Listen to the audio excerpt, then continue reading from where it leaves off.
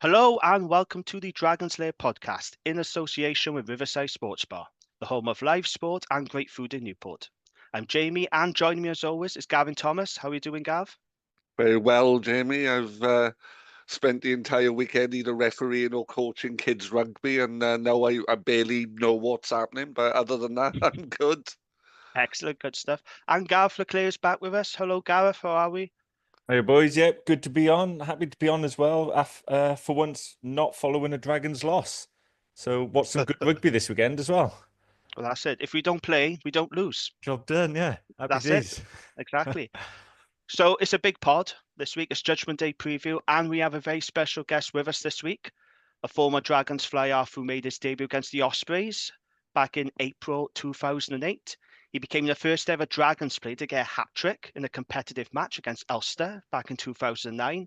He had 3 stints at the Dragons, and he is the region's record point scorer. Yeah, you all know who I'm talking about. It's Jason Tovey. Jace, welcome to the Dragons Lair. How are we? Not too bad. Nice little introduction there, making me blush a little bit, but I'll take You're a them. Dragons legend, mate. We gotta build you up. You are a Dragons legend. Enjoy it. Doesn't Right. happen So, often now. no, exactly. So, the first question we always ask our guests is to tell us about your rugby journey. So, basically, how did you get into the game of rugby and where did it all begin for you? So I think I was around about 6 or 7 playing at Risca. My dad started, obviously was coaching that as well, so naturally you just automatically just carry on playing through all the way. I went all the way through to 16s with them. And then obviously my dad stopped coaching then, and from there I went into like the academy systems. Went to Crosskeys Youth, but only eventually played about 7 games for him, just because of as soon as I turned 17, I ended up going straight into like Newport.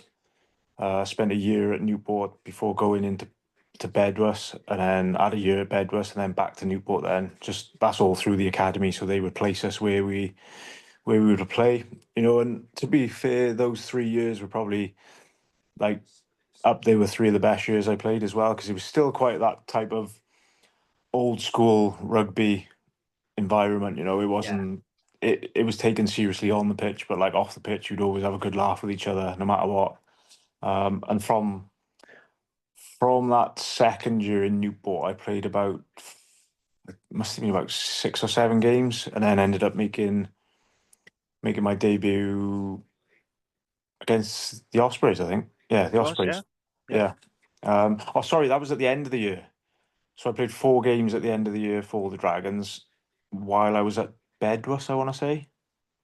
Okay, yeah. And then obviously went back to Newport and then played 4 or 5 games for Newport, and then consistently started playing for the Dragons then in 2008. Yeah. And obviously from there, I think it was about 8 years I spent before I moved. Took a year, let's say a sabbatical in Cardiff, and then managed to go back to the Dragons for 3 years. Moved up to Edinburgh for 2 years, but again, that was one of the best experiences I've had. If I could Yeah. say to any youngster or someone debating moving clubs, I would highly recommend Hmm. changing country and just experiencing. I know it's obviously only Scotland, but just experiencing something different and trying to get out of that little fishbowl of Wales. Of how toxic it can be with like social medias and what it's like in Wales at the moment. So I would, if there's any person debating whether to leave, I would recommend it straight away. And I think I spent another like 3 years at the Blues then to finish up.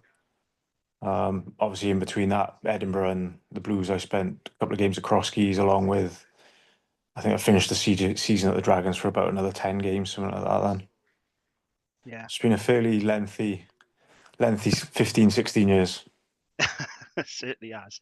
So, who are your rugby heroes growing up then, Jace? Were there any players you looked up to and wanted to emulate? I was a huge Johnny Wilkinson fan. Yeah. Just growing up, I literally just that year they won the World Cup. Is it the Building Jerusalem? I think the Yeah, program is called. yeah. The amount of times I used to watch that. I had his book in the house, and Mm. obviously him being a left footer as well helped. Yeah. But he was one of the biggest people I looked up to, and just wanted to kind of be that type of player. Obviously, the tackling side of things I wasn't too keen on, but anything else was a bonus. I was going to say playing style is quite a different player to Yeah, Johnny yeah. Wilkinson. You won't see me putting it in like Oh, fair play. I've always loved your honesty, Tom. Fair play to you. So you made your debut against the Ospreys, mentioned earlier, 2008. What do you remember about that day? Was you nervous at all? So how it come about was, I knew I was starting, but the Dragons said they were going to name Kerry Sweeney to start. But I was actually starting, but they just didn't want the Ospreys to find out that they were bringing in like a 17-year-old kid Oh, okay. to start the game. Because I think the week before I was on the bench against Connaught, but I didn't get on. And from what I remember, I think first play of the game, I've had Tia running at me.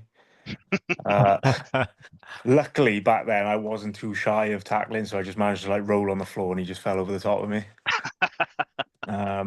But I think the one thing I remember from it, I think that one of my first touches of the ball, I think I went for a drop goal and hit the post, and then made a penalty from that, and I just kicked the penalty then. So I think that those are my first 3 points for the Dragons as well. Oh, fair play. I would not want to be facing Philo Tia in his Yeah, prime on a rugby field. he was a big unit, but obviously, like you're in awe a little bit there, because the team they had playing against us, so, I think Lee Byrne played, Hook played, Marty Holland, Jerry Collins, who were like all black legends at the time. You were a little bit in a surreal moment. Yeah, the Galacticos era, wasn't it? Yeah. Fair play. So you made 178 appearances for the Dragons, and you scored over 1,000 points. Favorite memories in the Dragons jersey then, Jace? Any particular moments or matches that stand out to you? Obviously the first hat trick against Ulster. That was awesome. I always remember the last try. It was a bit of a weird one. They tried to run it from their own 22, and I think I just managed to like rip the ball and just score into the post. I think that was the third try. So, that one will always, because I think that was the first one to do it as well. Yeah. So obviously that was a big moment. And then another one would be when we beat Cardiff at Rodney Parade, when they were doing the Bisley standout. Yeah. I think we played in the white kit when Steph Jones nailed that kick from the halfway. That's right. Yeah. Do you know, that was such a great atmosphere because everyone was on that one side of the stand, and I still kind of wish they didn't get rid of that Argus stand, because it was such like an old school feeling to it. It was, wasn't it? Yeah. Like crammed everyone in. Do you know? But obviously, like the favorite one is getting the Dragons' first Judgement Day win. And obviously having a vital part in that, and just kicking the winning kick, because someone like me playing at Millennium Stadium, I was never going to do it for Wales. So, to do it with the amount of people that were there on Judgement Day was a good achievement for me. Yeah, absolutely. I will talk about that in a bit.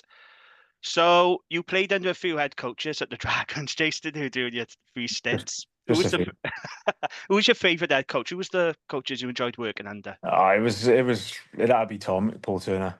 Friend of the pod, Paul Turner, yeah. Yeah, he was obviously the first guy to give me my opportunity. Backed me for many years as well. Still talk to him now and then as well when I see him. And but he was just a general all round nice guy as well. Tried to teach me with my right foot, but that didn't go down too well. But it is. So I was going to ask Jason, do you think the Paul Turner saw some of like him in you, and that's why he kind of liked you as a player? Yeah, potentially. Just because I was the type of person I didn't like sticking, like, how people stick the structures and stuff like that. Yeah. I wasn't that type of person. I'd just rather go off script, and if things happen, things happen. If they don't, they don't. Just move. I was the type of person I didn't care if I got things wrong. Like, no, that's only what Finn Russell does, in fairness. Yeah, like obviously he's a bit more extravagant and stuff, but but it was one of those. I kind of had the ability just to get on with it, and if you make an error, who cares? It's an error at the end of the day. Everyone makes them, and it's just what you do next. And like the more you forget about it, the better your game goes after that. Yeah, 100%. No, absolutely. So you mentioned Edinburgh earlier, Jason, because you said it was a really good experience for you. Just explain why that was. What was it about Edinburgh Do that I you enjoyed talk so about a much? Tuesday night in Opal Lounge, or do I just? You can do if you want. You can talk about whatever you like on this podcast. Let's have it. I don't think many of our listeners live outside of NP postcodes anyway. You'd be all right. No, do you know what? I think it was just because it was new to me as well. Like I was always a homeboy. You know, Yeah. I was always Risker, cross keys type of boy. Like Mm. like obviously dragons through and through. Um, but then I'm sure it was obviously Lynn Jones was in charge at the time, and obviously Kingsley had brought his two sons in as well to play. That's right. Yeah. So obviously I was just like, what's going on here? Well, wasn't playing any rugby, Yeah. and Edinburgh were just looking for a 10. And Lynn mentioned it to me, and I was a bit like, "Oh shit, do I really want to move?"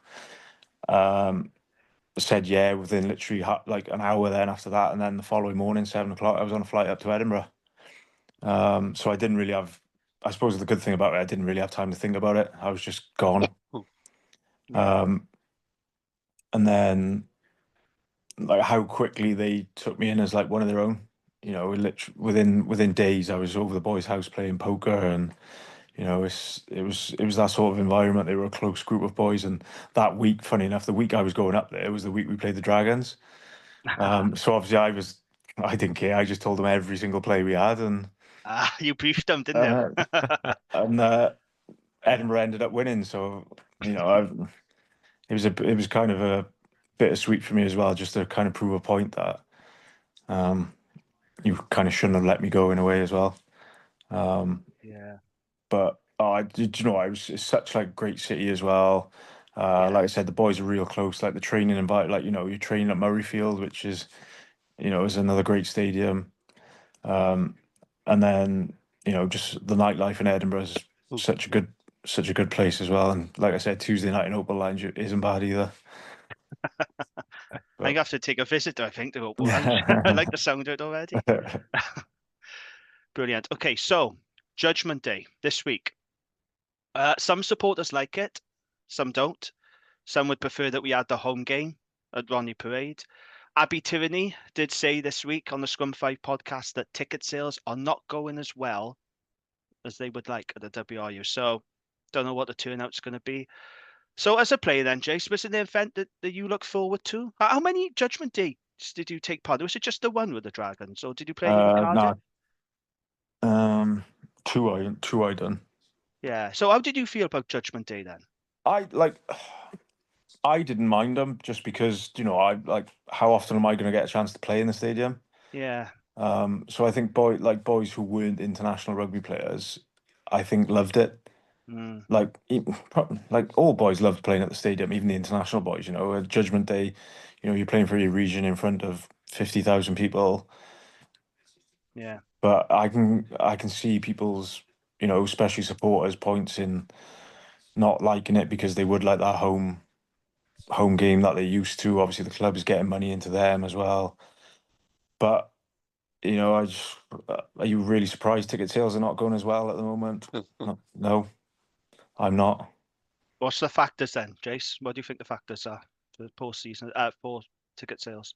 Is is the quality of rugby as good as it was five years ago, 5 to 10 years ago? I don't know. I think like the WRU have probably pissed a lot of loyal supporters off as well, Yeah. who have been at the regions for so long, and they don't seem to be helping in any way. Obviously, they've obviously helped Cardiff at the moment, but before that, they weren't really helping anyone. I think a lot of the supporters have like backed the players as well, where the players were nearly getting screwed over a couple of years ago with all this contract stuff. So, Oh. and I don't think a lot of supporters have given the WRU any. I've forgiven them for that, the way they treated the boys and stuff. And I think you just look at the international games now, like I used to go, most Six Nations games when I was younger. Couldn't think of anything worse going now. The whole atmosphere is dead. It's not. You don't see many rugby people there anymore.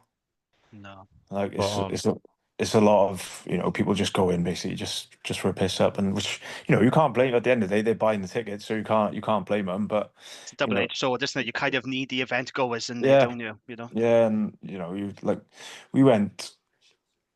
I think we went on an SD social for one of the games. I can't remember. I think it was one of the autumn games, and like Cardiff was dead. It was literally dead. And I think that's just the way. And unfortunately, that's the way it's gone, with the prices hiking up, even in the pubs and things like that. Prices are hiking. How much are you looking for if you want to take a family of four? How much are you looking to spend on a day? It's nearly 300-400 quid by the time you spend 80 quid on tickets. Yeah. You have a bit of food, a couple of drinks. It's not cheap anymore. No. That's right. It's a fair point. Do you remember, Jace, when you was on the Rap podcast? I think it was a year or two ago. We had you on, and we were talking about Welsh rugby. It was all the sexism and misogynism and all that Ah, stuff yeah, going yeah, on. yeah, Remember yeah. that? Mm. So things have changed a lot now. Things have got better. Some things have got much worse, but particularly on the field. How do you feel about Welsh rugby at the moment? Do you have any optimism at all with Abby Tierney and Richard Collier-Keywood and the hierarchy that things are going to change? Uh, no, I think that's a no then, yeah. no. Honestly, no. Yeah. Um, and like reasons why, I just think they are like the community game is dead at the moment. It is so dead, and I think you're relying on the community game as well for these people to go and watch the regions, watch international rugby, and Yeah. I like they don't do it, like they probably don't do enough for that to promote it. And I think, like, around my local, around the team I play for NSD, there's 8 clubs in the space of 2 miles. Like, is that really sustainable for those clubs? Because they're picking players off each other. How long will it be before the WIU say, right, all these like some of these clubs are probably going to have to go through just to be able to put some leagues together. Yeah. It's happening already to a degree, isn't it? Because Markham merged with someone, didn't they, a couple of Yeah. seasons ago, and it's starting to happen in the Welsh game now, isn't it?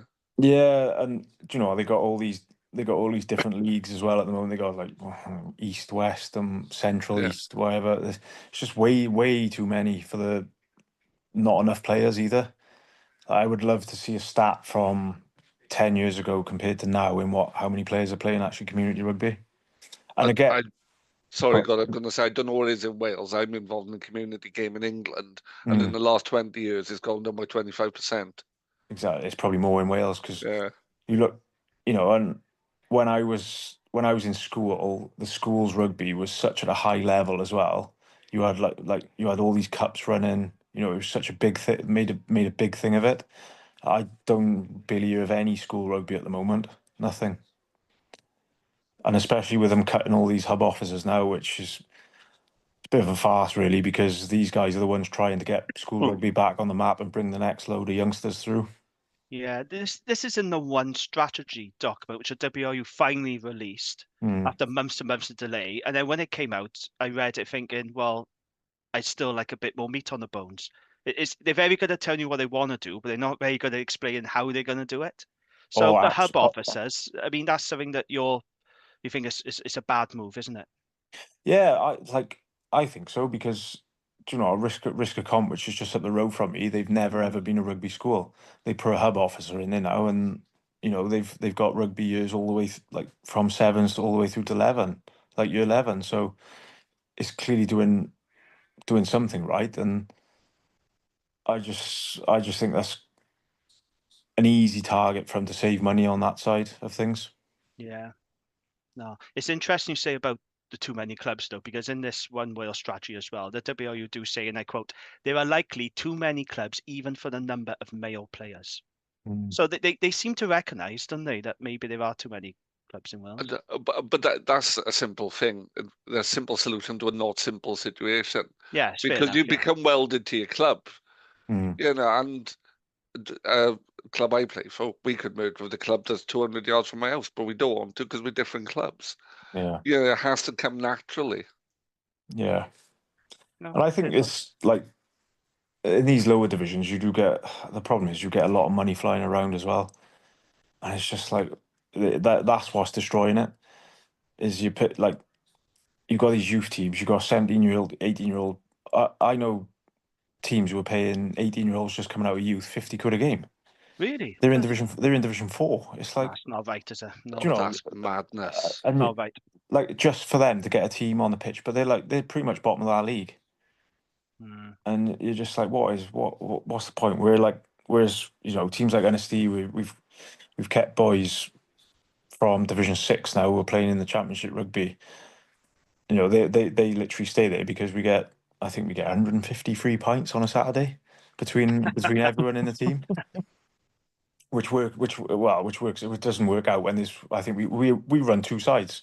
You're in a first and a second, so between everyone, it's not a lot, but it's what keeps the boys together. It's just having that fun. And that's all those boys want to do, is just have fun with each other on a Saturday.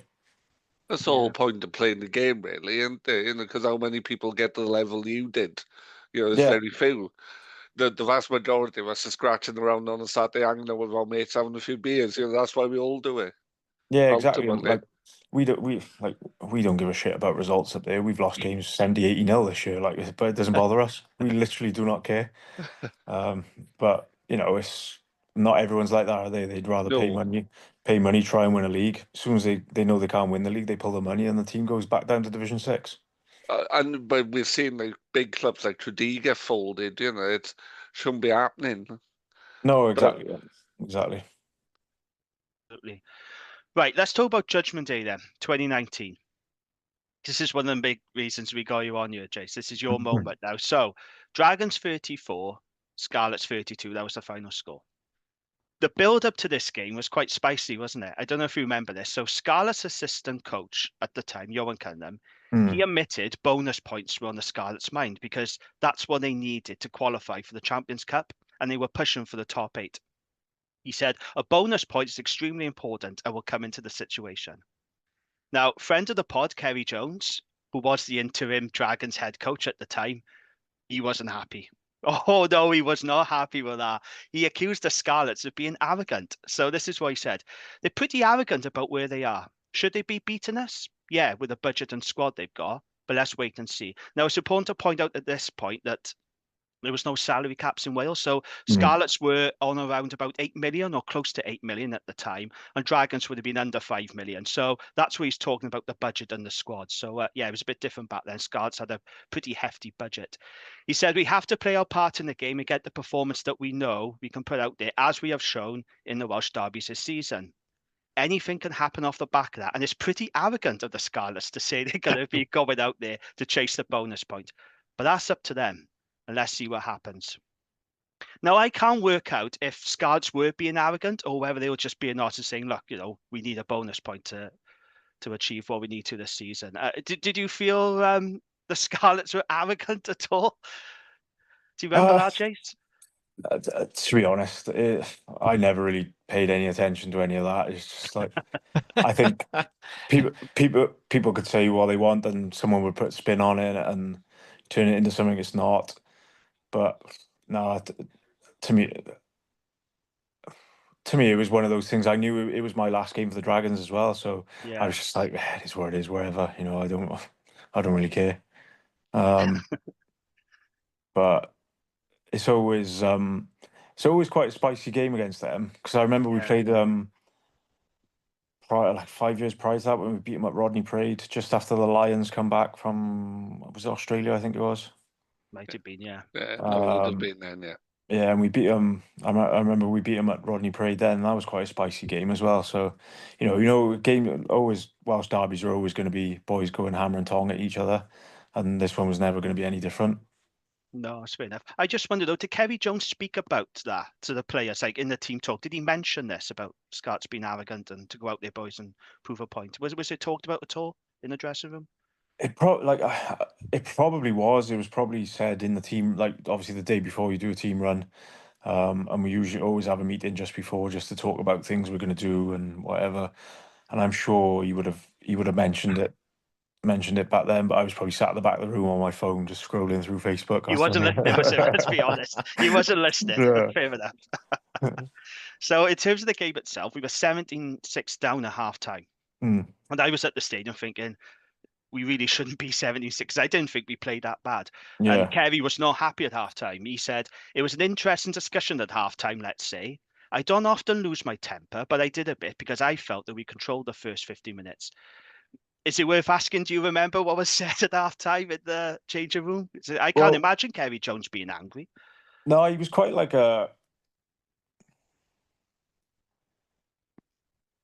he wasn't like an angry bloke, but like obviously like the tone of his voice, you could see, like you could tell, you know, the deeper it got, you could see the more like obviously angry he was getting.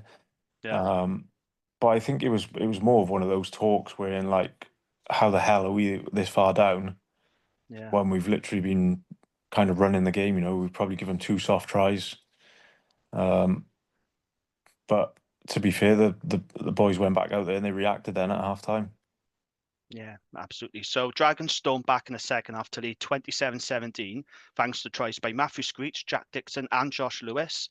The Scarlets did come back into the game, but the Dragons went over at the death through Matthew Screech. The try was finally awarded after a long wait. I mean, my God, how long did it take for the TMO to give the green light? It felt like forever. Like I said to you before we started recording, I watched the game back. You could see he grounded it. So I don't know why it took so long for him to give the green light, but they did. So up steps a certain Mr. Tovey. The chance to secure a famous win for the Dragons and their first ever Judgment Day win. And to be fair, it wasn't an easy kick either. So this is your moment now, Jason. Talk us through it. Talk us through that moment. Well, there's a funny story before we actually get to that, right? So the day before, we're doing a team run at Ashramonach. Yeah. And the Dragons kicking coach at the time, Alan Kingsley. Yeah, Irishman, yeah. He wanted me and Josh Lewis to go down the stadium to do some goal kicking. And me just being me and just can't be asked. knowing it was my last game, I just went home. I was like, no, I'm not trying. It's so you. It's so you. Oh, dear. I was paying money for tickets that day. I was like, I'm not Can't be driving asked. I'm not driving all the way down there. I'm not driving all the way down there to kick 9 kicks at goal just to drive all the way back down. But obviously he weren't happy about that. He was trying to ring me and stuff like that, and I was just like, nah, no answering. And then, God. so obviously Alan and Josh went down to the stadium to do some kicking. Yeah. And then I didn't end up going. I just stayed in the house and played on Call of Duty, I think. And obviously, yeah, the day of the game, I think I went on with 15 minutes to go, I think, something like that. I'm not really too sure. Obviously, Screechy scored about on the 15-meter line, but for some reason I ended up taking the kick nearly on the 5-meter line. Yeah. But we were stood there for ages. Obviously, Alan was there with my tee, just waiting for, I think Ben Whitehouse was referee, wasn't he? And He was, yeah. we all know what he's like, so we won't go into that.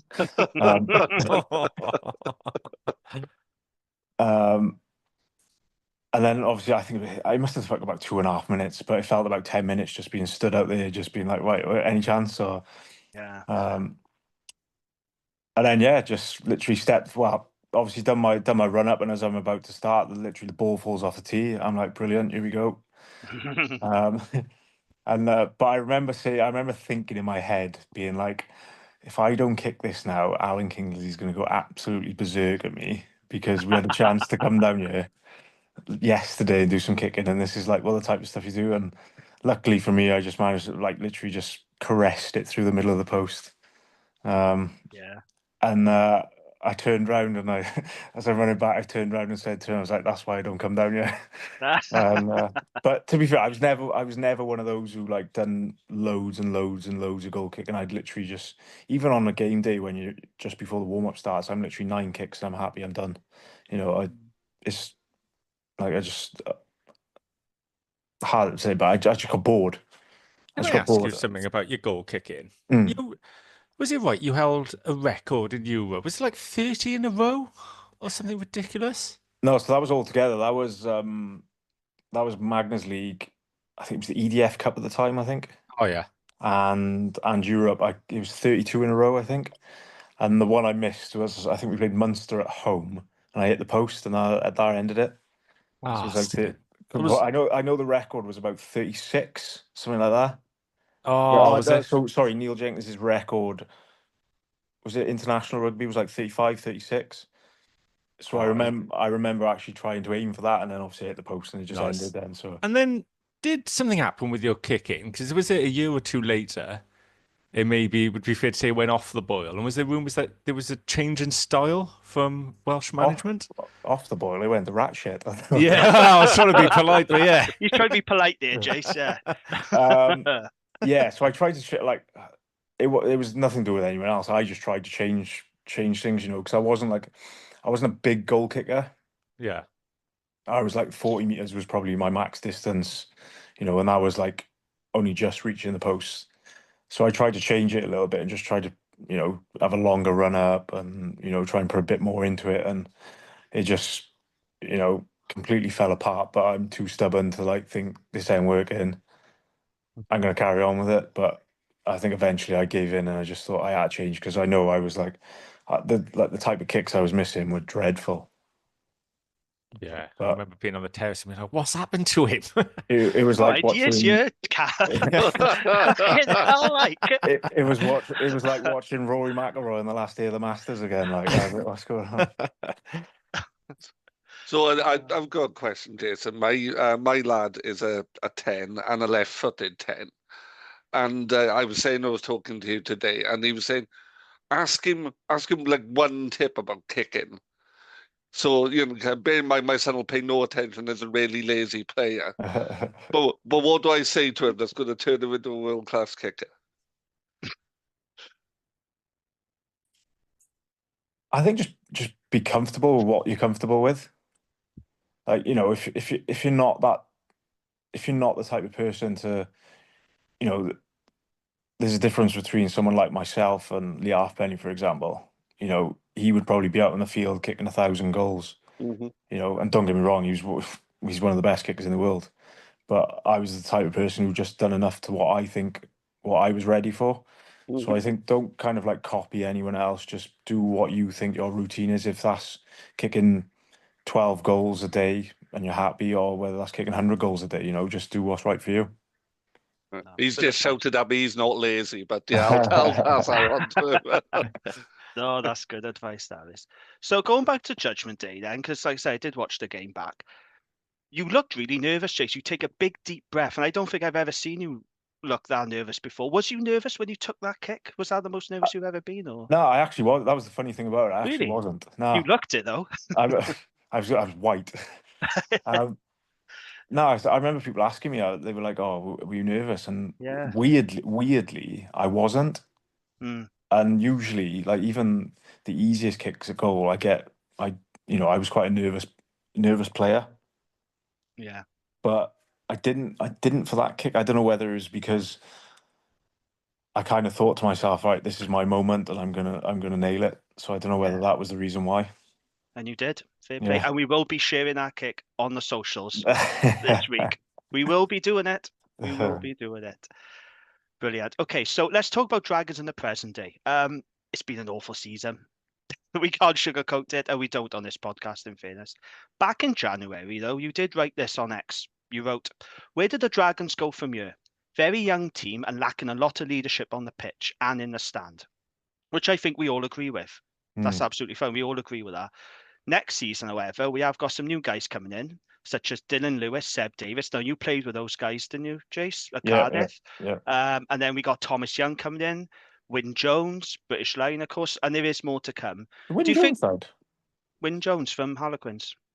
Not Did not officially look- announced, is it? It's But not Oh, officially not announced. announced yet, Ah. no. But he didn't has know that. signed. We're waiting for that. Yeah, Tina Yeah. Stabir as well, another Cardiff player. So do you think those are the kind of players that can provide the leadership and experience to the squad that you say that we're lacking? Yeah, do you know what?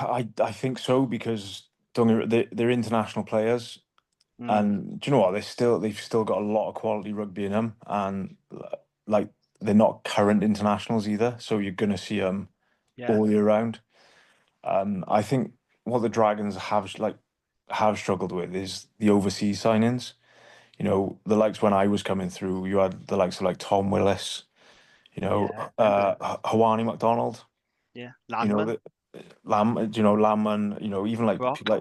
like Brock, Joe Bierman, you know, he come from Cornwall, but you know, you're Yeah, signing these types of players who made a difference, and yeah, they were still young enough as well. You know, you got to be fair, you had what, 2 or 3 years out of Tom, like good years out of Tom Willis, you know, and you know he ended up being captain. Even like you know you're signing players like you know Matthew J. You know when he played for us, he was an unbelievable player. yeah, he was. Um, and they were experienced players. And you look at that Dragons team now, and there isn't anything in there over like they're a very young team. I don't Yeah, think yeah, there can't be many boys over 30, 31 in that team. And no, when when you're in games and you're winning 20 points to 7 with 10 minutes to go and you end up losing the game, that's where you want those experienced players come in and you know they know how to shut games down, they know how to win games. And I think that's what's probably lacking at the moment. And the problem is I mean, you can blame the players because they're the ones on there at the set at the time, you know. Do they care that much about winning and losing? Like, is it that type of has rugby gone that way, whereas there's not so much of a care about it anymore? Um, but you know, and I just think is there an old like I just think you spend big on a coach, spend big money on a coach, and be like, right, you've got 3 years now. No matter what happens in these 3 years, like they stay for the 3 years and they just rebuild the whole place. They yeah, build it from the bottom, you know. So they sort the academy out. They get them play like these academy boys don't play any rugby, you know. Like they're not, when I was growing up, they were playing on a Wednesday, Saturday. So you were mm, playing 2 games a week, and don't get me wrong, it's probably too much rugby now, but you know, it was you were just playing so much rugby and just getting that rugby into you and just learning new things every game you were playing. well, to be fair, we have got Super Rugby Cymru now, so those youngsters are getting some more rugby, aren't they? Yeah, Than there yeah, was in the past, like, you know. yeah, yeah. But yeah, you know, it's always one of those, isn't it? You always look at the signings and think, oh yeah, straight, it's going to be the Dragons year, and then by December you're like, yeah, maybe Yes. not. But By October, I think we were yeah, thinking, oh, but I do think the boys you mentioned who are coming in, they're good, experienced players. Um, and they have won big games as well. So you know, if them boys help you to win 5 more games than the one you've won this year, then you know there's a bonus, and it's dragging those boys who are young enough with getting more wins under their belt, so they know what that winning feeling is. And then yeah, the following year, then you know you might get to the like 10 wins. You know, it's just trying to build momentum like that. You can't beat the winning feeling. no, spot on. So you mentioned coaching earlier there, Jace. We have got an experienced coach coming in, we were told. They're going to look after the defence side of things. That's to be announced. But obviously, Dave Flanagan was sadly dispensed with. Hmm. We've had him on the pod, lovely guy. Philo Tiatia, pretty underwhelming if we're being honest, but he is going to be our new head coach, and you know, well, he is our head coach now, isn't he? So we're going to support him. How did you feel about that, Dave Flanagan parting? Did you see it coming? Because I think a lot of people were quite surprised by it. Um, at the end of the day, it's a results-based business, isn't it?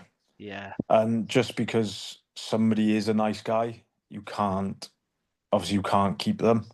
But I probably wouldn't have got rid of him. no, I would have maybe give him a different role as like maybe the backs or attack or something like that. I would have kept hold of him because he's an intelligent guy and he's a rugby man. You yeah, know, he lives and breathes rugby. absolutely. Even Scarlets fans now, they still think they're worth of him because he did brilliant work there with Yeah, the academy and the backs. And I hope he's not lost to Welsh rugby. I hope he will find a new job soon. Yeah. yeah. Okay. Let's talk about NSD then. Bit like the Dragons, just talk.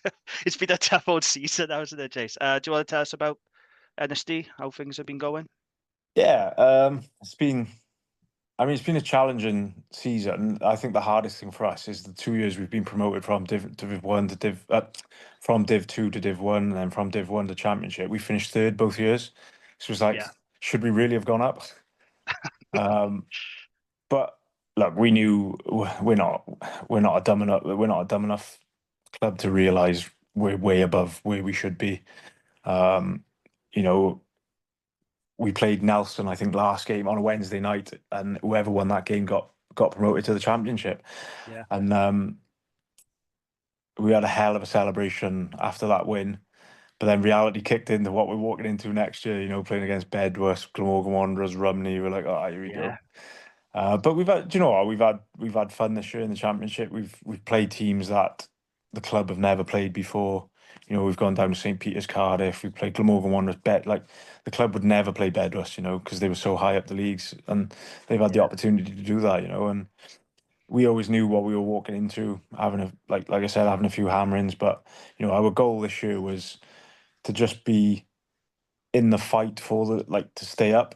If we go down, we go down. But we didn't want to go down without winning games, and I think we've won 5 or 6 games this year, which for us, is a massive achievement.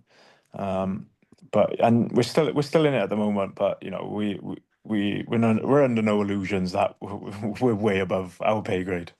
Yeah. But you're enjoying it though, aren't you? That does sound like when you talk about it, Steve, you are enjoying it. Oh, do you know, I love it up there. And I went through a bit of a bad patch of rugby, and I just wasn't enjoying coming out of that pro sort of rugby. I didn't want to go and play for a Newport or a Kroski, that level. I wanted to step down and enjoy it with my friends, because I've never had that chance to do it. And do you know, it kind of give me a bit of a new lease of life that, I love rugby. I love being taken the piss out of after a Saturday just for doing something stupid. Yeah. And you're having a few pints with your friends and in the club, and the last thing they want to do is when they get off the field is talk about rugby. Yeah. It's all about putting bets on, and just something completely, well, what takeaway they're having. They're just completely different. They got no care for what's going on in rugby. They just love being away from the missus on a Saturday afternoon. You enjoy the social side of it, Jeff, don't you? Let's be honest. You enjoy that part. Yeah, I don't want to admit that. Yeah, I know where you're coming from. Fair play to you. Jace, we'll let you go now, unless Gav, any further questions before? Oh, can I mention one thing? You mentioned the game against Cardiff as a good memory when Steph Evans scored that try. Jones. Steph Jones, sorry, yeah. It's literally my favourite rugby memory at the Dragons. We were up by 9, but even just being he's still nervous, isn't he? We were on our own line. We turned the ball over, and it goes out to you, literally on your line, and we're just thinking, fucking just boot it, Jace. And you dummy the kick, and you go past a certain mouthy ex-Welsh international, number 7, leave him for absolute dead, put the ball in the corner, and I think Wayne Evans drops a goal off that line out. Right. And it was we steal. It was absolutely amazing. I mean, if Warburton could have backtracked a bit quicker then, as quick as he is now, might have been good. But hey, it was.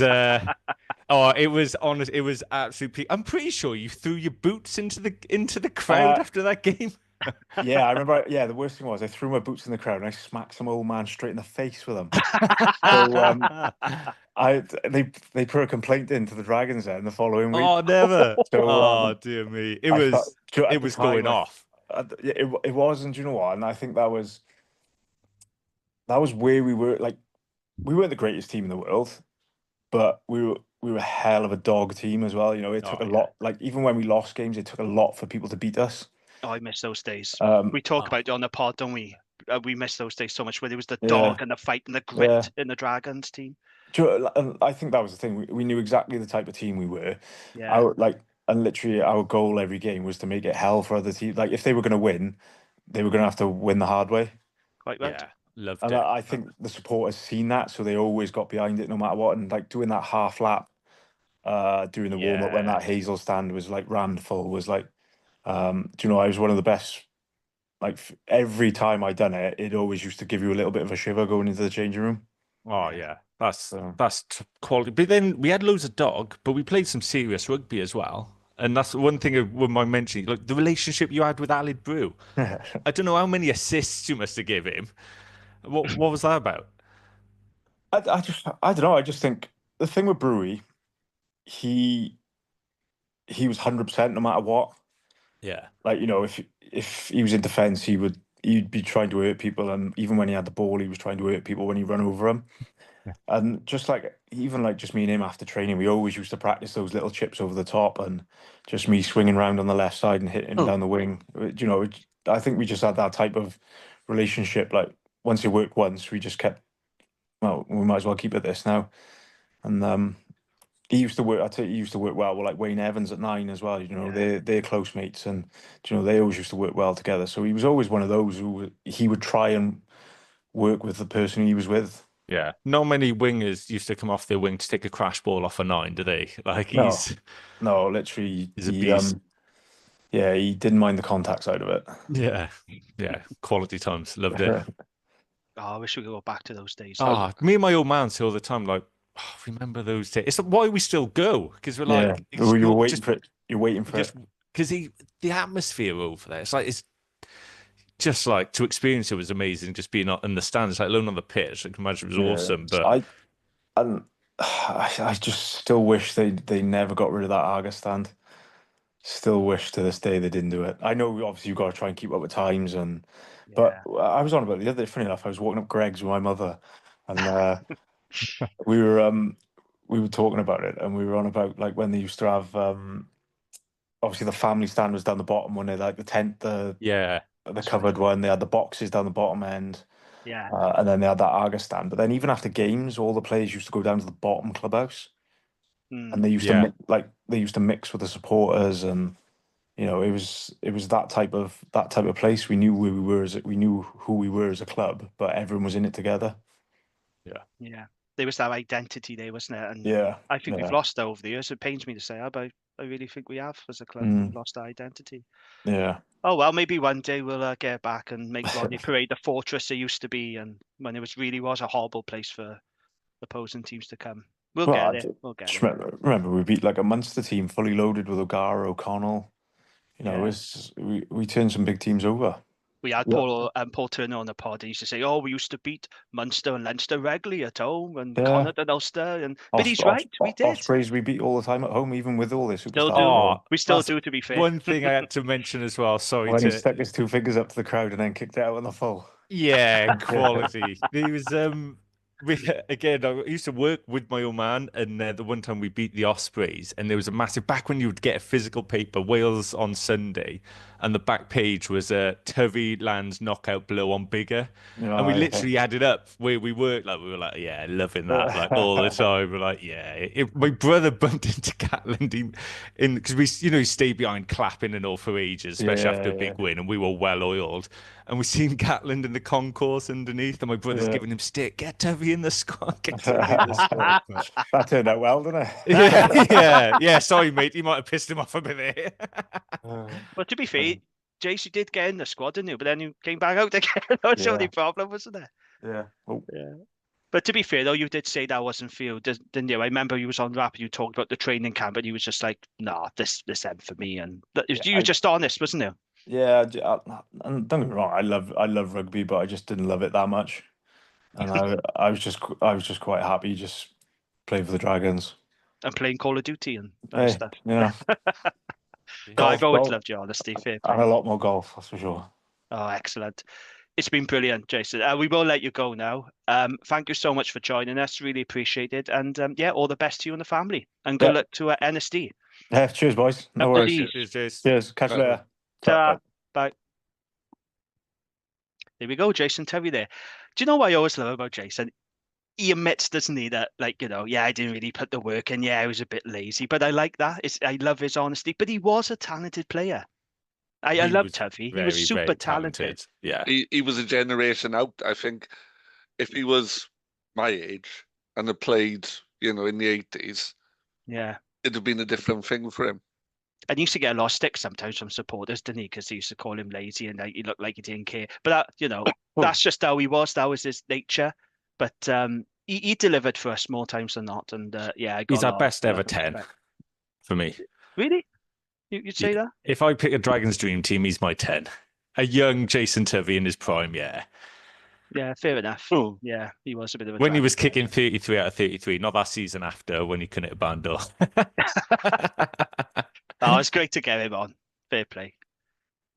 Dragons legend. Right, let's move on to news. Nothing happened in Welsh rugby this week, did it? Something did actually happen. Something did actually happen. Brought back memories, actually. So, there were rumours for months about Cardiff's financial problems. I mentioned it to you guys a couple of times. There were rumours that Helford Capital had put very little money into Cardiff and were struggling to make payments. And lo and behold, those rumours were true. It was confirmed that Cardiff had entered administration and they would be taken over by the WRU because Helford Capital had failed to meet their financial obligations. Now, the first thing I want to say is that I have mates who are Cardiff supporters and I feel for them. We as Dragon supporters know exactly how they're feeling. We have been through this before, of course. Our club nearly went to the wall twice, actually, once before WRU ownership and during WRU ownership. We all remember that story David Buttress told us when he was driving on the way to Astrominic. He was preparing to tell the players that the Dragons were going to cease to exist. Thankfully, a deal was done. So we completely understand the concerns and worries that Cardiff fans have. And there are some good people at Cardiff. And these are people's livelihoods at stake as well. We should remember that, and they have my sympathies. However, to the vocal minority of Cardiff supporters on social media, and I think we all know who I'm talking about here, the people who constantly hammered Dragons during union ownership, circulated unfounded claims that we received an additional, 10 million extra from the union, I believe it was, which David Buttress debunked on this very podcast. Abby Tierney debunked it, and so did the Dragon Supporters Club. They were advocating for the WRU to close us down and go to 3 teams. All this talk about a conflict of interest, etc. The people who gave David Buttress a very hard time on social media, calling him things like a snake oil salesman, Walter Mitty, saying he had no intention of ever taking the Dragons private. To those Cardiff supporters, I have no sympathy for you whatsoever. And I hope this is a valuable lesson to Sam Warburton and the vocal minority of Cardiff supporters who are advocating for the Dragons to be cut. The lesson here is get your own house in order before you start calling for the demise of other teams. Because life can come at you pretty fast. There's been a lot of backtracking, a lot of deleting of old tweets. And those people right now are looking very, very silly. So that's my thoughts on it. Gareth, what was your reaction to Cardiff going into administration being taken over by the WRU? Yeah, I think I'd echo what you've said. Like it's a shame, and I think I'm glad the WRU have stepped in to save Cardiff. I'm an advocate that we have four pro clubs in Wales. I don't think they should be saved just because they're the capital city team, but they should be saved because if any of the regions were in this this state, they should be saved. It does concern me how have they got in this state, and what does it mean for them moving forward? As an example, a Cardiff under WRU ownership going to be able to invest in a marquee player beyond the cap? Are they going to be even meeting the salary cap, or are they going to have to cut their cloth accordingly? But yeah, they've got my sympathies. Apart from those select few who are pretty vocal on social media, who are pretty nasty, really. The situation we've been in before, they don't have my sympathy. Maybe they should come out and put their hands up and actually take ownership of what they've said, maybe rather than deleting old tweets. But yeah. It's a shame. I don't think we were afforded the same sympathies that Cardiff are getting. Cardiff hasn't been bombed. It's almost as if they've been wiped out by Russia. It's the club's in a bad way, but the WRU are bailing them out. Great, crack on. Yeah, I do echo what you said then. It was absolutely right that the WRU stepped in to help Cardiff, just as it was when they stepped in to help us out. Yeah. It is the right thing to do. You got to look at, they are the capital city. I know you just said, and I know a lot of people are saying, well, just because of the capital, but in terms of the population, the business base, this is a club with history and heritage. It's absolutely right that the WRU steps in. But what I will say, and I'll make this very clear, as I have done on social media, I want Cardiff now to be under the same level of scrutiny as we were. Because I have a funny feeling now, those people who are posting company's house statements, yeah, I don't think they're going to be doing that anymore. Funny that, isn't it? Funny that. Gavin, what was your thoughts on it? Well, really the same as you guys. We need 4 clubs. So losing a club, be it us, be it Cardiff, not really part of my thinking. It's sad for the people who work there. It's sad for the vast majority of Cardiff fans who are good people, and you can have really positive chats about the game. Do I think it's a bad day for Welsh rugby? No, it's a bad day for Cardiff. That's their problem. That's not my problem, and my sympathy doesn't extend any further beyond that. Did I cry when Wilkinson's closed down? No, because there's other places I can get my mopeds from. It's not. You can't compare the Grand Old Club to Cardiff Rugby to bloody Wilkinson's calf. It's a bad analogies. It's a badly run business, man.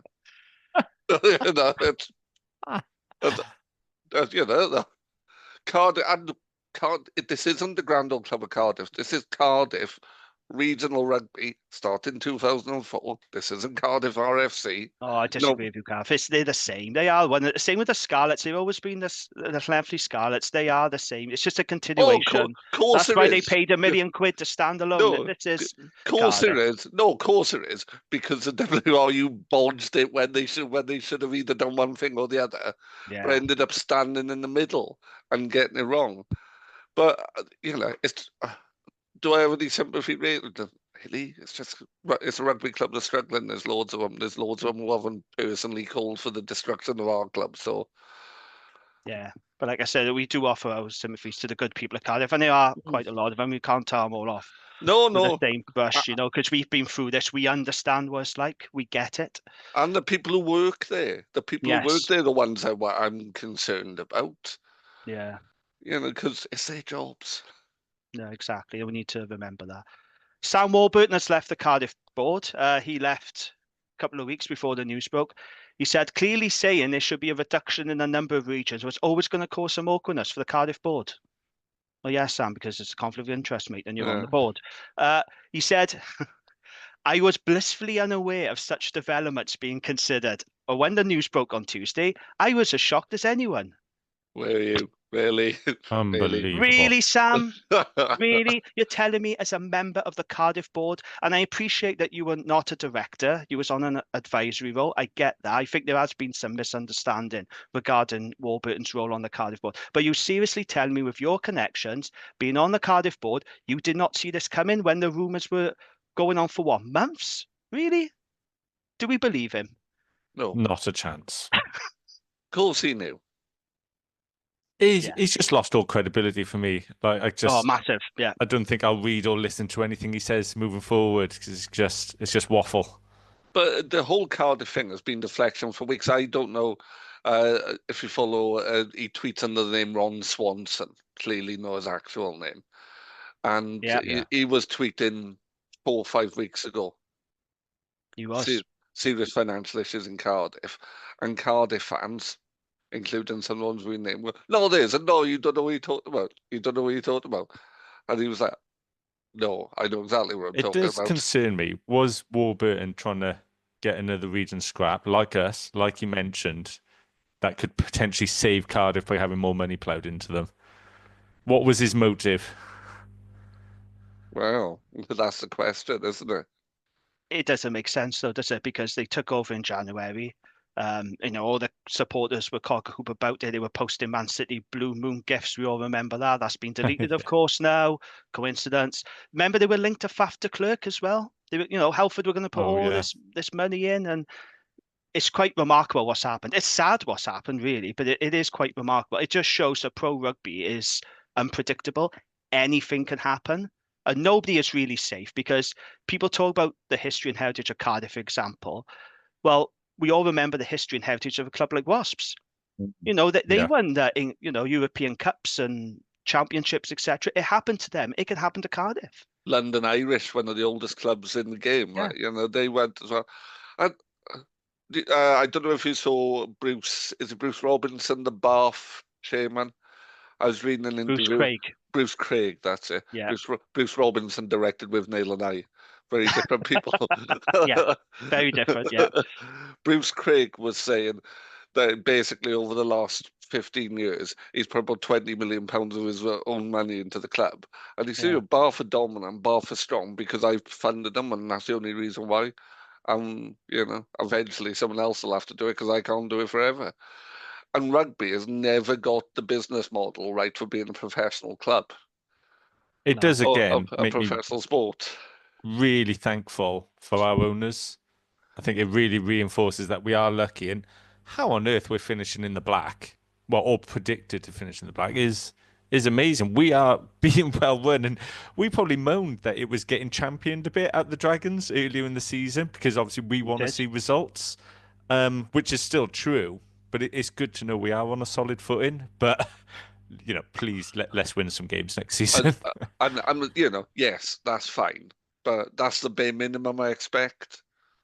Yeah, you know, if you're running a business, which it is, well, run it effectively. We are the worst.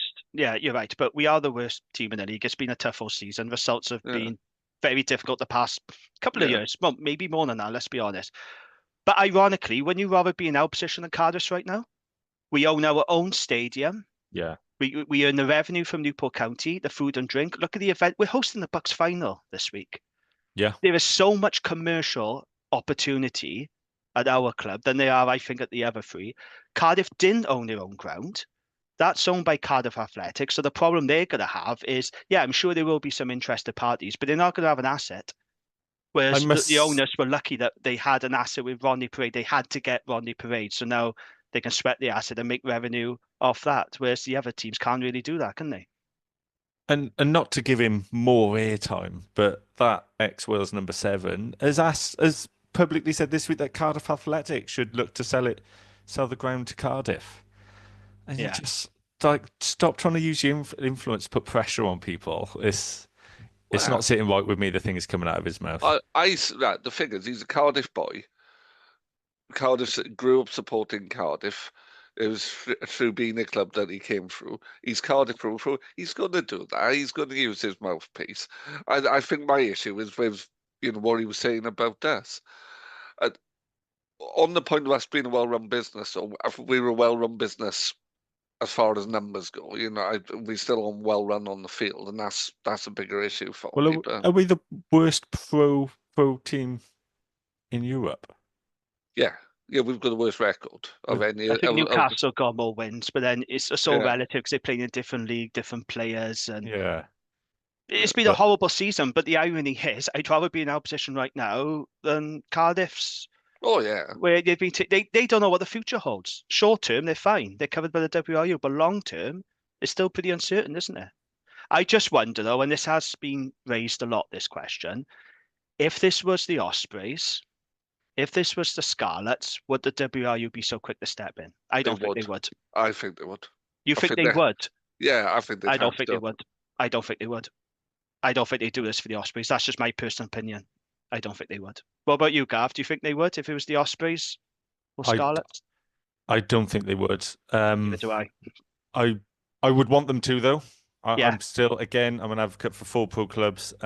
But yeah, I think it would maybe make an easy decision for them. But they'd never live down letting Cardiff die, would they? No. Well, they've already said it's unthinkable not to have rugby in a city. And they are right in a way. But then in another sense, they're sort of saying, it's unthinkable, not to step in for Cardiff. So then you think, well, is it thinkable then not to step in for the Ospreys if they were in trouble? Would it be thinkable not to step in for Sky? It does open a can of worms. And like I said, we've been on the receiving end. We know this, don't we? I think we've landed at our natural place for where Welsh Pro Rugby is played now. Our Welsh Pro Rugby is played in Llanelli, Swansea, Cardiff and Newport. And they have to maintain those things. Mind you, this week I've seen all the they should have a region in the north and they should just have 2 regions in the south again. Why are they? They're going to have a region in the north to play in a place where I used to take kids to do school sports day, to play in front of 45 people. Yeah, that'd be great. That's sustainable. Oh, yeah. Especially when you would be competing against football in the north. You've got no chance of beating it up there. No. Stadium Zip World, as they call it, or as it's actually called, Arias Park in Colwyn Bay, where RGC plays. I used to teach in the school across the road from it, and we used to take our kids there for sports day. It's about as suited for professional rugby as I am. No, fair enough. But just before we move on, though, yeah, our thoughts are with the good guys at Cardiff. We've come out the other end. Okay, we are bad on the pitch, but actually off the field, we are in the strongest position of any Welsh team. So hopefully now Cardiff, this will, in a good way, perhaps this will get their finances back on track. I mean, if they could find a way to get control of Cardiff Arms Park from the Athletic Club, easier said than done, because it is an Old Farts committee. The relationship between Cardiff Rugby and Cardiff Athletic Club, it hasn't always been, well, it's been a bit tumultuous, let's just say. But no, I wish them well. And maybe this is a good thing for them. Maybe they will come out of this stronger. I think we have as a result, certainly off the field. But yeah, we wish Cardiff Rugby all the best. And we don't want to see any team go to the wall, do we? Because we want 4 teams. No. And we echo that sentiment. And like I said, we know where you guys are feeling. I know the Cardiff supporters listen to us.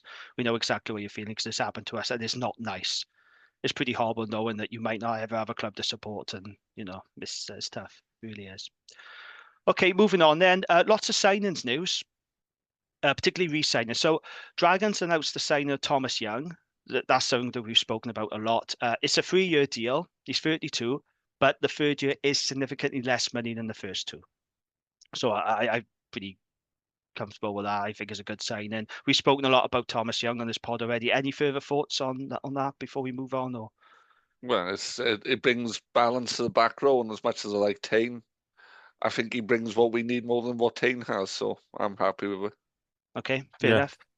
Great. Yeah. So one thing on it, I think there was an article in December that Cardiff were going to struggle to hold on to superstar JT, and then English clubs swarming after him. We signed him, and then maybe it's, what about his age? What about his age? Just because he's coming to us. Yes, funny good signing, that, isn't it? Yeah, funny that. Yeah, very good signing though. Happy days. No, absolutely. Wales under-20 internationals, Evan Minto and Nick Thomas, they've signed new senior academy contracts with the club. So the pair have both made senior debuts for the men of Gwent this season, appearing in that Challenge Cup victory at Newcastle back in December, which feels like a very long time ago now. But I remember Nick Thomas's turnover. You watched that game, Gavin, didn't you? We talked about that they were hammering us, and fair play, Nick Thomas, he turned the ball over. He was one of the best turnovers and well-timed turnovers I have ever seen, because if they had scored at that moment, Newcastle would have gone on to win it. It was technically perfect. Everything about it was perfect. Yeah, brilliant. Yeah, so those are signed up, Minto and Nick Thomas. That's good news. And then Dragons announced new signings. Wales under-19s pair, Cody Purnell and James Talamai. I want to say it, if I got his name right, James Talamai, from Bath and Saracens, respectively. So we're doing, have you noticed, we're doing what Cardiff were doing last season. We're bringing young Welsh talent back over the bridge. I think this is a really good strategy. What do we think? Oh, yeah. The lads they've got from Bath as well. Like 19 or 18 years of age, he is massive. He's absolutely massive. Fair play, that boy is a lump, and can get him in our set. He's going to bring some size. Yeah, no, absolutely. I think it's, like I said, Cardiff used that strategy pretty well, in fairness to him last season. I think that's the way to go. Good to see young Welsh players see a future at the Dragons. And they see us as a place where they can develop. Maybe they see us as a place they can push on and get game time. But it's either way, it's great that we're attracting these players. And I think there's a degree in that. I don't know if I remember Craig Morgan. He was a centre half. He played for Wrexham and MK Dons and Peterborough. Yes. And played for Wales. Well, I taught Craig when he was about 15, 16. And he was at Wrexham, and Everton were trying to sign him. And I said, why are you not going to Everton? And he said, because I'll get in the first team by the time I'm 17, and I'll get regular football. Yeah. And I think there's a degree of that in it, they think, well, we're going to be on the front of the first team very quickly. No, absolutely. Dragons also announced the Wales under-19s captain Ryan Jones has joined the academy system on a full-time basis, having previously combined rugby with employment. I'm hearing a lot of good things about Ryan Jones. I've been Yes. told by a number of people at the Dragons, watch out for him. So Have you we need to noticed keep an eye on him. as well? So we had, I know we mentioned before about young leadership. We had Woodman under-20s captain, Ackerman under-20s captain, just signed Bedell under-20s captain, Yeah. and Ryan Jones captained the under-19s, did he, last week? Yeah. It's a theme here, isn't it? I don't know about you guys. I'm sensing a theme It's like developing. you're thinking, oh, we're building such a good core of young players who have obviously got leadership qualities. We do need the players at the other end, but it's it is. I said it before, but the future is starting to look quite good, but it might just take a little bit of time to get there. But yeah, promising signs, very good. Yeah, absolutely, some green shoots. And then the Dragons announced that Wales under-20 internationals Harry Rees-Weldon from Ebugav, one of your boys, and Logan Franklin as the scrum half has been saying. By the way, can people please stop comparing Harry Rees-Weldon to George North? Can people stop doing it? Because I don't know what it is, and maybe some people say, oh, this happens everywhere, but we have an awful habit in Wales of comparing young players to legends. And it's really not helping. I don't think it's particularly helpful. Can we stop saying that Harry Rees-Weldon is the new George North? He's not. But he has a lot of potential, this kid. I'm a big fan of his. I would like to see more senior appearances for the Dragons next season. Oh, 100%. Stop comparing him to George North. It happened remember when Ben Carter come on the scene and then people said, oh, he's the next Daniel Wynne-Jones? It's just not helpful because then people have it in their heads that he's going to be as good as or better. And then for whatever reason, when they don't reach that standard, they put the boot into him then. Oh, remember him when he was compared to Llewyn Jones? That's the problem. It's like, we got to stop doing it. But yeah, good signings though. I would like, I think I said to you, Jamie, I'd like to see players like Harry Rees-Weldon filling up the depth chart in the back three and the money be concentrated more on the pack. I'd rather have a young flyer on the wing giving it his all and being hungry and having a bit more experience spent up front. I agree, because I think if you've got a young prop, it could be quite painful. Yeah, well, we've experienced there's going to be growing pains. They're going to struggle if they're out on the wing. They're not as exposed as much if they're a young lock or tight head. So you are completely right. Yeah, absolutely. I'd like a bit more experience at 10 as well, I think, but yeah, or a bit more quality at 10, but no, yeah, agreed, absolutely. So at this point then, just to say, if you want a shout out on the pod, then just leave a 5-star review and we'll give you a mention. It has to be 5 stars. And don't forget, if you haven't done so already, to subscribe to the Rap YouTube channel. I think we're on 1.6k subscribers at the moment, so we'd love to get to 2k. And tell your Dragons mates about this as well, as it all helps to grow the pod. We've had some reviews come in, the pod that we do with Chris Kerwin. Richard got in touch. Richard Bowen said, enjoying the pod and the latest one with Chris Kerwin. Be good to have him on again next season and good to hear his positive spin as opposed to all the recent negativity. I mean, positive spin is good, but I do like some realism in it as well. I quite like a mixture of the two. But yeah, thank you for that, Richard. Dino got in touch. He said, JP at his best. Yeah, I agree, Dino. You're absolutely right. Couldn't agree more. Great podcast. Good to hear from Chris Kerwin. Always knows what he's talking about. He did go on to say about there's a lack of movement from marquee signing, players lacking fitness and basic handling skills. Yeah, we've talked about it on the pod. We get it. And then Matthew James Rees got in touch again, just simply saying how much he loves the pod. So yeah, brilliant. Thank you for those comments. It's much appreciated. Right then, it's time for a Gwent Rugby Roundup. Gavin, what's the latest? So, nothing happened in the SRC this week whatsoever. No games were played at Are you sure there wasn't a Gwent derby involved in Newport and Ebu? It didn't go well for Ebu, Gav, did it? Let's be honest. It did not. No. It did not. A 40 points to 14 win for Newport, gaining revenge for the earlier slamming up at Eugene Cross Park. I think Eberville have lost their way a bit, since the Slam Dyfry game, bounced back against Bridgend, but Bridgend are poor. But have not done as well since then. Premiership Cup final, which was a week before, Cross Keys, representing Gwent, sadly lost 27-15. Oh no, that's a complete lie. That was this weekend. Pontypridd 43, Cross Keys 12 in the Premier Cup final. Cross Keys then hosted Pontypridd this weekend in the Prem and lost 27-15. And Bargoed, who I didn't realise were in our region until very recently, they lost 24-27 away to Ystrad Rhondda in the championship. And as Jason was talking to us, NSD sadly lost 34-10 away to Bryn Mawr, who've also been struggling this season. Bedwas 44-0 winners away to Aberdeen. And Talawain won 56-35, a high-scoring game. Their defence clearly not on the agenda for either team against St. Peter's. In the Division 1, Blaenavon lost 12 points to 24 at home to St. Geneth. Monmouth lost 31-35 at home to Dowlais. And Newport High School Old Boys 19, Abtlary Blaenau Gwent 43. Division 2, Cwmbran 43, Garnley 5-24. Pill Harriers 18, Caldecott 14. Risca 10, Abercorn 23. Usk 25, Blaenau 35. And then into Division 3, Abertwysog 30, Fleur-de-Lis 32. Nail-biting stuff there at Abertwysog. Killian 20, Nantiglow 32. And then another game where defence is clearly switched off. Oakdale 38, Machen 68. Division 4, Fordside 23, Llanilla 43. Gwenaved 78, Whitehead 14. That's not Newport up to Gwenaved. That's a fair old stretch. That wouldn't have been a nice journey on the way back after getting shipping that many points. Nope. Poltnam 524, Bedwellty 55.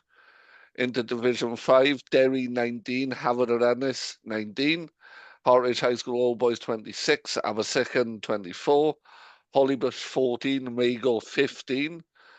Tredegar Ironsides 24, Beaufort 10 in the Sarawi Valley derby there. So Division 6A, these are results from the last couple of weekends. But Trinant 45, Cwmcarn United 5. Brynifel 6, Trinant 24. And Old Tolerians 0, New Tredegar 47, which give New Tredegar the title, and I don't know if you've seen the videos on their social media of the coach arriving back at the clubhouse and his flares. No, I'm pleased for him because we had Steph, didn't we, on the pod, and yeah, it's just nice to see him on the rise again. You know, they went through a tough time, didn't they? So, yeah, absolutely. And then into the Dragons Athletic League, Gwenaved Athletic 12, Anistey Rats 26, and Nelson Nomads 40, Newport High School Old Boys Expendables 5. Brilliant. Is that everything, Gav? That is everything from this weekend. Excellent. Can I just take this opportunity to offer our sincere condolences to the family of Brian Jones? So Brian Jones was, of course, the president of Newport. Well, he served Newport RFC as a player, captain, coach, and a committee man, chairman, and most recently as their president. He was known as Mr. Newport. Very sad loss for the club, and they did pay tribute to him today before the Newport and the Ebervale game. So yeah, just our sincere condolences to the family of Brian Jones. Okay, so looking ahead to Saturday then, just before we wrap up, I think we all know this is the Dragons' last chance of one more win in the URC this season because they got to travel to South Africa and it ain't going to happen there. Let's be honest about it. So how hopeful are we that Dragons are going to give us long-suffering supporters one more win this season? And that just about says it all. The silence says it all. Brilliant. Yeah, so we're all hopeful then, lads, yeah? It would be Dragonsy to get the win now because it has been a crap season. Like People have said that to me. We do have a performance in this. My worry is, are we able to put out a 15 that can put in that performance? Yeah. What's going to be the injury news? We don't know at the minute, do we? You know, we thought Ben Carter was going to be back after the Six Nations. So I know, yeah, that was that was disappointing, wasn't it? Hopefully he'll be back this week. But again, we're recording this so early in the week, we just don't know, do we? Yeah, so it's hard, isn't it? It's the thing is though, we touched on like Judgment Day, and you mentioned about sales being low. There's just nothing on it. I know there's pride and it's a derby, so that's always important. But season's done. It should be almost a curtain raiser for the season, like I agree. a big grand opening. You know, people have missed rugby, well, hopefully missed rugby, and you know, hopefully your players are fit. You're going in with a bit of optimism. It's just a bit like it's a day out on the beers. Yeah, Tickets are going for 20 quid. Yeah. Yeah. I mean, some tickets were on sale for 10, wasn't they? And you're getting, what, 2 games for 10 quid. It's great value. But I do understand the supporters that groan about it, though. I do understand why they don't like it, you know, oh, this would be better if we had our home game. Would we have preferred, let's be honest, would we have preferred to have Scarlets and Ronnie Parade this weekend? 100%. Yeah, I think a lot of Dragons fans would have preferred to have had this game at Ronnie Parade. But I don't mind Judgment Day personally. I think it's a great opportunity to meet up with people. Are you going, Gareth? Yeah, I'm going. Yeah, it's a different sort of day, isn't it? To your Yeah. usual. Yeah, you always get a few more people go in, and it's more like not family day, but it's a different sort of feel to it. It's not getting over to Rodney Parade and it's a bit grubby, and you want to make it hostile. It's sit in the stands and clap and see how it goes. We'll all get a chance to meet up as well, which will be nice. I know. I'm looking forward to it. And if stuff. anyone's listening to the pod, then feel free to say hello. I'm not as sociable as Gavin or Gav. I'm not a people person. But if you want to buy me a drink, that's absolutely fine. I'll gladly accept that, especially in Tiny Rebel. Right. So with this game with the Scarlets now, I do think this is a winnable game. I'm keen to see how the Scarlets pack goes, right? Because we all know about their non-Welsh qualified pack or their almost non-Welsh qualified pack. Don't think it's particularly helpful for Welsh rugby. I'll be honest. I don't like it very much, but nonetheless, they have got some ballers in their pack, haven't they? Fifita, Lousy, etc. Josh McLeod is very, very good. Will turn over ball. But this pack sometimes does go missing in action, I've noticed. So there are some games where the pack looks really, really good, and that's what's won them the game. And then there's other games there, and I think back to Ulster away, Munster away, Ospreys away, where the pack have been decimated, really. You know, they've had a number done on them. So I think if we get parity up front with their pack, I think we got a chance. But let's not do anything daft. Let's cut the errors down. We got to sharpen up our attack. I think it's a good experience, mind, for guys like Hugh Anderson to be playing in a stadium. He can showcase his skills, you know, and Ivan Owen. And, you know, for our youngsters, well, I still think of an Ivan Owen. He's a youngster. He's not now, is he? He's been around so long. He's not about really... 24, 25 now? Yeah. But, well, 3/4 of the Coughlin. fans in that ground will be expecting to watch the Scarlets backs run riot, won't they? Yes. And they'll be looking forward to seeing, you know, these players who have been breaking into the Wales squad. But it'd be great, like you say, Hugh Anderson, go and show what you're about. Rio Dyer, show that you should actually be back in that Welsh squad for the summer. I think it's a really good chance. But I thought that last year, and we almost tried to play too much rugby last year, and we were absolutely awful. Oh, I thought we were abysmal. That was one of the worst games I've ever seen. Yeah, it was at the CCS. That was horrendous. It was terrible performance. Terrible. And Gavin, you was there as well, wasn't it? I remember that. Yeah, that was, it was hard work getting there and then watching that. Jesus. Yeah, we've got players who, you know, are in a chance of going on tour in the summer. So there's no more motivation you need, let alone beating a local rival. Yeah. So but like I said, guys like Brodie Coughlin, Hugh Anderson, Rio Dyer, I think they can really, you know, make a name for themselves there on the stage and maybe get them back in the Wales conversation for the tour to Japan. But for us, I feel okay about this game. There's no pressure whatsoever because if we win, great. Still doesn't salvage what's been a dreadful season. And if we lose, you're like, well, we expected that anyway. You know, we can't change our league position. So the Scarlets, they have to win this game, really. So all the pressure is going to be on them. And they will be targeting 5 points. It reminds me of what happened back in 2019, though, doesn't it? You know, there are shades of 2019 now. So, yeah. Sorry, Gavin, what was you going to say then? So, can the other 3 regions still qualify for the top 8? They can, yeah. Yeah. Yeah, they're all still very much in contention for the top 8. I'll be interested to see, because the first game is Cardiff Ospreys. I'll be interested to see how Cardiff react now, obviously, after the news we talked about. I think that could galvanise them. Because the Ospreys have always been a team. They know how to beat Cardiff. They know how to get under their skin. Connacht's the same. They just know how to do a number on Cardiff. But I wonder, with all this news going on, this will maybe backs to the wall. And they are good at that, Cardiff, mate, to be fair. They are very good when their backs against the wall of putting in the performance. So I'll be interested to see how they get on. But for our game, let's just see what happens. There's a bit of a laugh in it, you know. It would be nice to have a win, though, wouldn't it? Even though we're not that ball, just to say, yes, we won. Just to say we won a game. Oh, desperate stuff, isn't it? So, what's our predictions then? Do we want to make our predictions? Scarlets by 6. Okay, I'm going to say Scarlets by 7. Gav? I'm going to have to go Dragons by 2. That's the spirit. It's Judgment Day. We've got players up for it.